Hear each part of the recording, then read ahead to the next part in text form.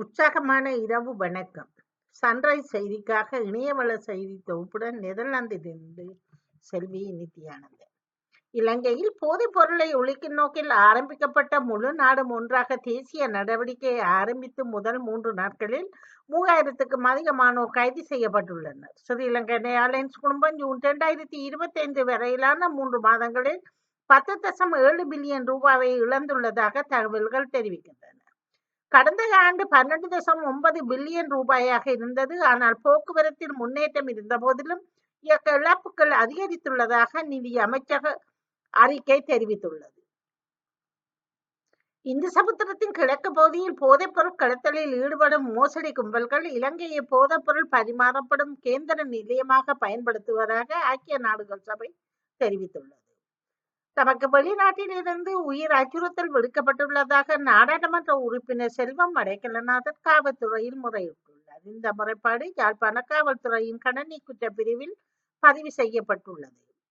செம்மணி மனித புதகுழிக்குள் மழைநீர் தேங்கி நிற்பதனால் அடுத்த வருடமே 3ஆம் கட்ட அகழ்வு பணிகள் முன்னெடுக்கப்படும் என தீர்மானிக்கப்பட்டுள்ளது.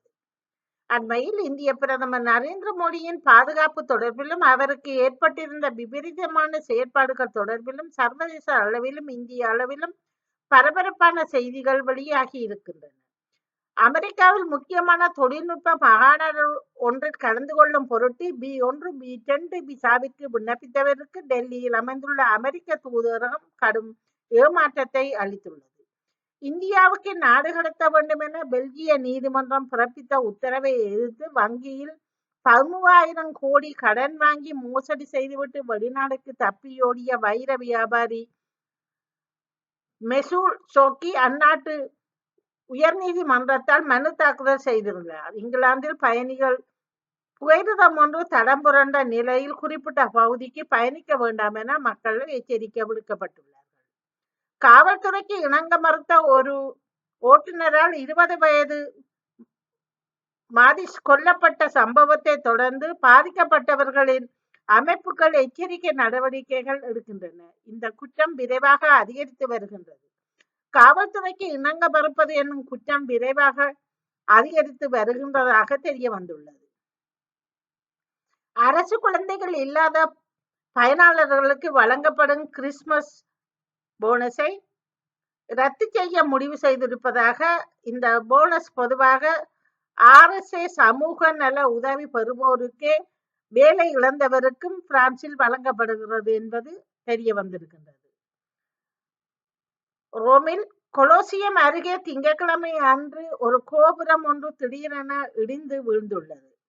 29 மீட்டர் அதாவது 95 அடி உயரமுள்ள கோபுரத்தின் சில பகுதிகள் 2 சந்தர்ப்பங்களிலும் தரையில் மோதிய காணொளி சமூக ஊடகங்களில் வெளியாகி இருந்தது. கட்டிட இடிபாடுகளுக்கு சிக்கிய ஒரு ரொமானிய தொழிலாளி உயிரிழந்துள்ளதாக ரோம் ஊடகங்கள் தெரிவிக்கின்றன. பிரபலமான சீன சிற்றுந்து நிறுவனம் ஒன்று ஆஸ்திரேலியாவை விற்பனையாவதை விட அதிகமான மின்சார வாகனங்களை இறக்குமதி செய்துள்ளது தற்பொழுது கடும் பின்னடைவை ஏற்படுத்தி இருக்கின்றது.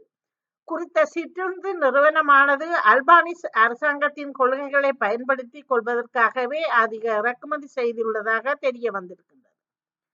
காசாவில் உயிரிழந்த பலஸ்தீனத்தின் உடல்கள் புதைக்கப்படும் இடுகாடுகளில் போரால் இடம்பெயர்ந்துள்ள பலஸ்தீன குடும்பங்கள் தஞ்சமடைந்து இருப்பது காசாவின் அவல நிலையை குறிப்பதாகும்.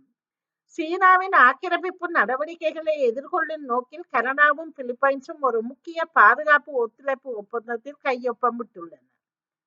காசாவில் இஸ்ரேல் பாதுகாப்பு படையின் 2 ஆண்டுகளுக்கு மேலாக நீடித்த கொடூர தாக்குதலில் காசாவில் பெரும்பாலான பகுதிகள் உருக்குலைந்து போயிருக்கின்றன.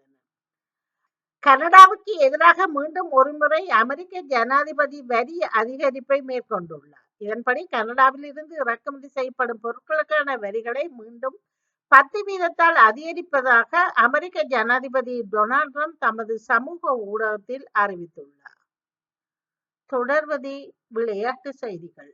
உலகக்கிண்ண கால்பந்து தகுதிச் சுற்றில் அதிக பந்துகள் அடித்த வீரர் என்ற வரலாற்று சாதனையை கிறிஸ்டியானோ ரொனால்டோ படைத்துள்ளார்.